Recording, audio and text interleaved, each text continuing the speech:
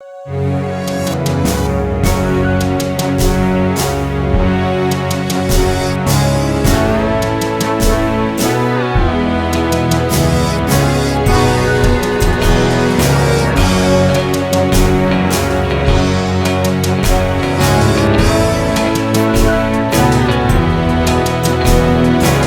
मसीह की। मेरा नाम है पास्टर राजेश के। सबका इस वीडियो में स्वागत हो। यीशु मसीह आपको आपके फैमिली को आशीष करे। और आज जो है, आज हम अंतिम दिन की कलीसिया में क्या क्या होने वाला है इसके ऊपर हम गौर करेंगे। पिछले मैसेज में हमने देखा कि कैसे जो है अपोस्टेसी कलीसिया में बढ़ गई है। इसका मतलब है कि खुद के विश्वास को त्याग देना। और आज हम बात करने वाले हैं कल्टिज्म के बारे में। कल्टिज्म का मतलब क्या होता है? कल्टिज्म का मतलब यह है कि भेड़ के रूप में भेड़िया, बहुत सारे जो है आज भेड़िया कलीसिया में घुस गए, मिनिस्ट्री में घुस गए। और ये सब भेड़ियों के वजह से बहुत सारे मसीहों का जीवन बर्बाद हो चुका है। बहुत सारे कल्ट कलीसिया के वजह से बहुत सारे मसीहों का जीवन बर्बाद हुआ है। यदि आज आप इस ऐसे कल्ट कलीसिया में है, वहां से बाहर निकलो, नहीं तो आपका जीवन बर्बाद हो जाएगा। और यीशु मसीह ने इसके बारे में बताया। मत्ती 24 पढ़ेंगे, अध्याय 5। क्योंकि मेरे नाम में अनेक ये दावा करते आएंगे, मैं ही मसीह हूं, और इसके द्वारा अनेकों को भरमा देंगे। मत्ती 24:11। अनेक झूठे भविष्यवक्ता उठ खड़े होंगे, वे अनेकों को भरमा देंगे। 24। क्योंकि अनेक झूठे मसीह तथा अनेक झूठे भविष्यवक्ता उठ खड़े होंगे, वे प्रभावशाली चमत्कार चिन्ह दिखाएंगे तथा अद्भुत काम करेंगे कि यदि संभव हुआ तो परमेश्वर द्वारा चुने हुए को भी भटका देंगे। ध्यान दो कि मैंने पहले ही तुम्हें इसकी चेतावनी दे दी है। भाई बहनों, यही सब आज हो रहा है। बहुत सारी गलत शिक्षा जो है, गलत सिद्धांत तो कलीसिया में आ गए हैं। और इससे बहुत सारे जो है मसीह, जो एक समय पे उनका विश्वास अच्छा था और विश्वास करते थे कि यीशु मसीह के लहू से जो है उनको जो है उनको उद्धार मिलता है, वो जो है वो सब अभी भूल गए हैं, गलत शिक्षाओं में पड़ गए। अभी विश्वास करते कि उनको जो है स्वर्ग जाने के लिए उनको परफॉर्म करना पड़ेगा, उनको बहुत सारी मेहनत करनी पड़ेगी तो ही स्वर्ग जा सकेंगे। वो भूल गए कि यीशु मसीह के लहू से ही आप स्वर्ग जा सकते हैं। हालेलुया। आइए हम पढ़ेंगे पहले तीमुथियुस अध्याय 4। पवित्र आत्मा का स्पष्ट कथन है कि अंत के समय में कुछ व्यक्ति विश्वास को त्याग कर देंगे और वे धूर्त आत्माओं तथा दुष्टात्माओं की शिक्षाओं पर मन लगाएंगे। यही होगा।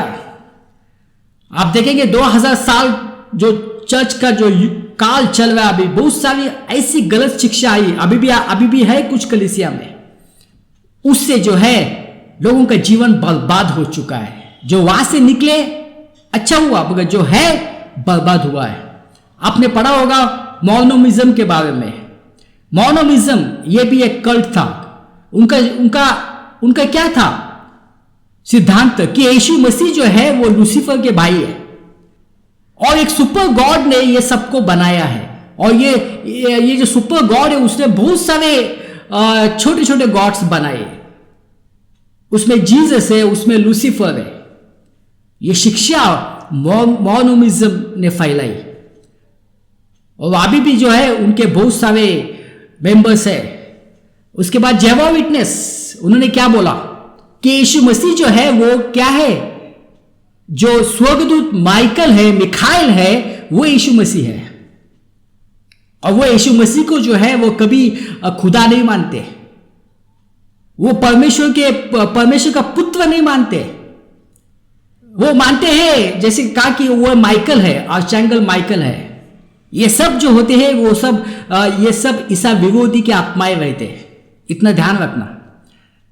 उसके बाद जो टीचिंग थी जो अभी भी चल रही है, और बहुत सारे जो प्रचारक के बड़े बड़े प्रचारक जिसको आपने सुना होगा, वो इसका प्रचार करते हैं सारी दुनिया में, इंडिया में भी है, सारी दुनिया में।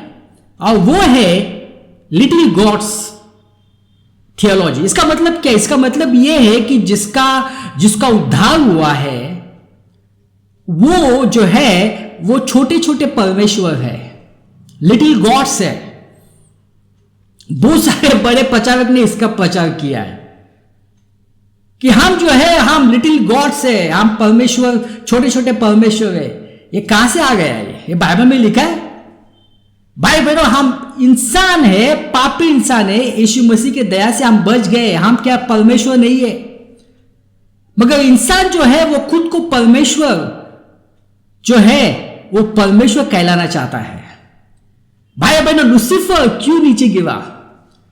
क्योंकि वो जो है वो परमेश्वर के जैसा बनना चाहता था।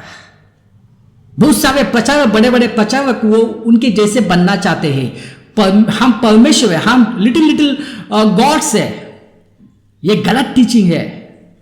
मुझे मालूम है इंडिया में भी ये टीचिंग चल रहा है। इसका पश्चाताप करो आप। हम परमेश्वर नहीं है।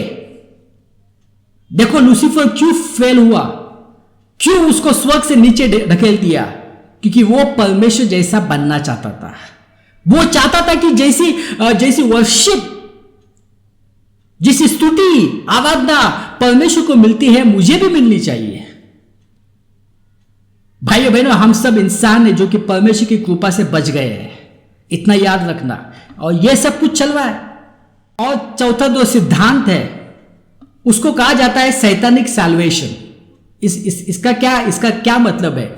इसका यह मतलब है कि जब यीशु मसीह को क्रूस के ऊपर बाल डाल दिया, उसके बाद यीशु मसीह नरक में गए। और नरक में जो है वो शैतान ने उनको 3 दिन तक उनके ऊपर जुल्म किए, उनको तड़पाया। तो जो जुल्म किए, जो तड़पाया है, उसके वजह से हमें जो है हमें उद्धार मिलता है। ये गलत शिक्षा चल रही है। मैं ये क्यों बता रहा हूं? क्योंकि हो सकता है कि आप ऐसे कलीसिया में जाएंगे, आपको बाहर से बहुत अच्छा लगेगा वो कलीसिया, बहुत सारे अच्छा म्यूजिक ऑर्गन रहेगा, अच्छे सॉन्ग्स रहेंगे, अच्छा क्वायर रहेगा, बहुत सारे लोग रहेंगे, आप फंस जाएंगे। मगर अंदर से कुछ नहीं होगा। भाइयों बहनों, ये सब चल रहा है। अब अभी आपको मालूम होगा, एक ग्रुप है जो कहता है कि यीशु मसीह वापस आने वाले हैं, मगर वो जो है वो शादी के लिए वापस आने वाले हैं। और ये जो लोग जो है वो स्टेशन खड़े रहते हैं और वो टारगेट किसको करते हैं? टारगेट मसीह लोगों को करते हैं।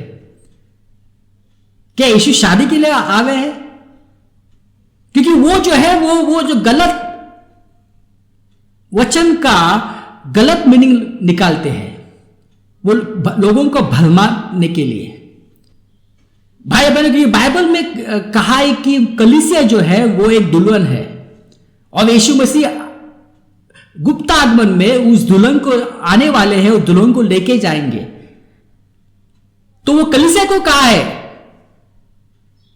मगर ये लोग प्रचार करते हैं कि यीशु मसीह शादी करने के लिए धरती पे आने वाले हैं। और उनके बड़ी बड़ी कलीसिया है, गांव में फैल चुकी है, गांव घर घर जाते हैं। और बहुत सारे मसीह जिनका विश्वास अच्छा था वो उसमें गिर गए हैं। भाई बहन, ये सब कुछ हो रहा है। हमें जो है हमें संभाल के रहना है। और ऐसे बहुत सारी शिक्षा है कि आप जो है आप यीशु मसीह के जो चेले हैं उनसे प्रार्थना कर सकते हैं। कहां पे बाइबल में लिखा है कि उनके चेलों से प्रार्थना कर सकते हैं? यीशु मसीह ने कहा मार्ग मैं हूं, कोई नहीं दूसरा मार्ग। तो यदि आप दूसरे मार्ग को लेके आते हैं तो आप ईसा विरोधी हैं।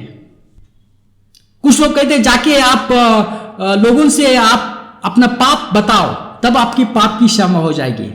अरे यीशु मसीह ने जो क्रूस के ऊपर लहू बहाया है उससे हमारी पाप की क्षमा हो जाती है। किसी इंसान से बताने कि हमारे पाप की क्षमा नहीं होती है, यह आपको मालूम होना चाहिए। यीशु मसीह के लहू से हमारी पाप की क्षमा हो जाती है और हमें उद्धार मिलता है।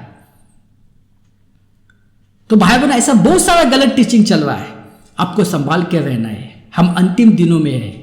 आइए हम प्रार्थना करते। पिता परमेश्वर, धन्यवाद देते ये सब समय के लिए। ये सब प्रार्थना यीशु मसीह के नाम से करता हूं, आमीन।